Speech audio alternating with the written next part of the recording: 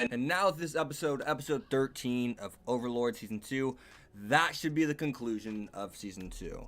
And I gotta say, Madhouse, why wait so long to make this Season 2?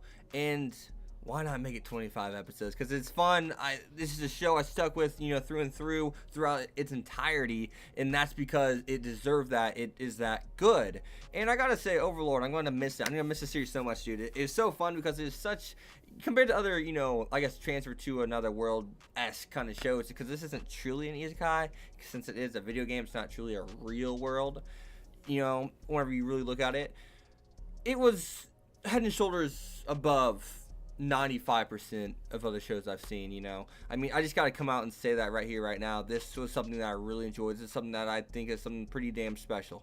This is the real deal. If you have not watched the show, go watch season 1 and season 2 right now. This is what you should be watching and getting done on your watch list next. But I really just don't know where to start, man. The princess is probably a little bit pissed off because Climb didn't get beat up and she couldn't pamper him. She had that crazy ass look at the end, and it looks as if Climb is caught on. Maybe he just saw the face she made because he kind of double takes, looked back up, and she up and switched her face. So looks as if Climb knows, yeah, princess, there's something up. I'm sure that's to be stuck in his head from now on. He's gonna be continuously thinking about that.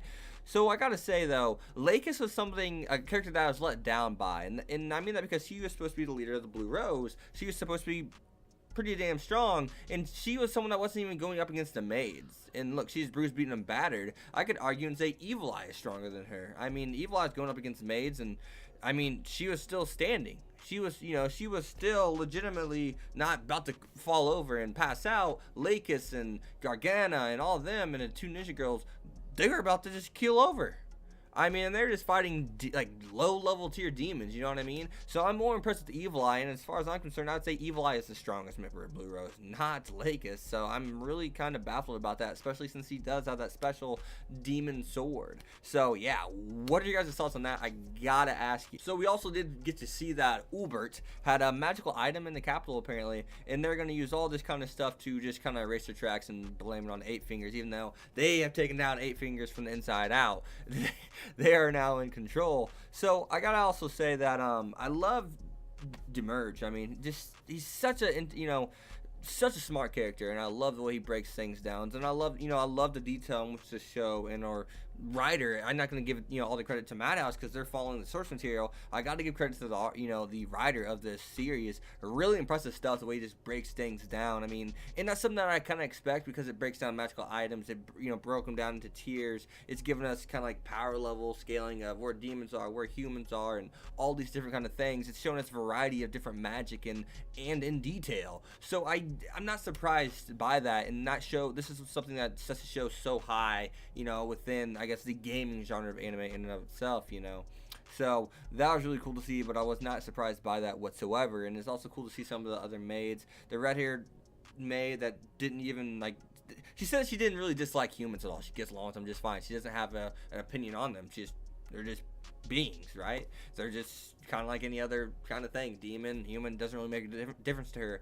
So I kind of want to delve into her character, and immediately I just kind of wanted to see what's her insight, what's her opinion on them, because we know all the other maids don't really like humans at all.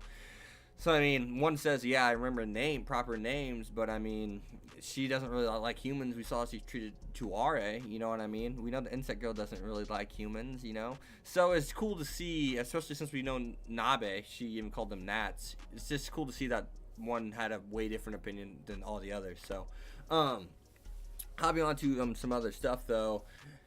I wonder what's going to happen next with that wizard. He said Lord Ainz even has magic that is just as good as mine and or even greater than mine. And it makes me wonder, who are those people? How strong are they?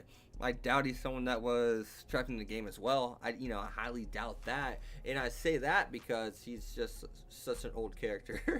So I would assume someone in a game would not take on an older being within the game. Who would want to be a wizard that's like in his 90s? You know what I mean? You're going to pick the younger character in his 20s, 30s and play with them. You're not going to pick the 7-year-old man. So that must be an NPC is what I'm assuming and whatnot. So Other than that, though, I think I really covered everything. I'm gonna double check here on my list here. I mean, we had Ungloss acting nutty. He cut off a fingernail. He was all hyped up about that. He was so hyped up about that, man. But let's see here. What I think that's really everything. I mean, I want to talk about it more, but I can't. I mean, they increased. Oh, the stage. Everything was staged. I liked how they did use this to increase Momon's fame once again. But other than that, I mean, it's onward to spring season, right? I mean, I think the first show on the list is gonna end up being Tokyo Ghoul Re.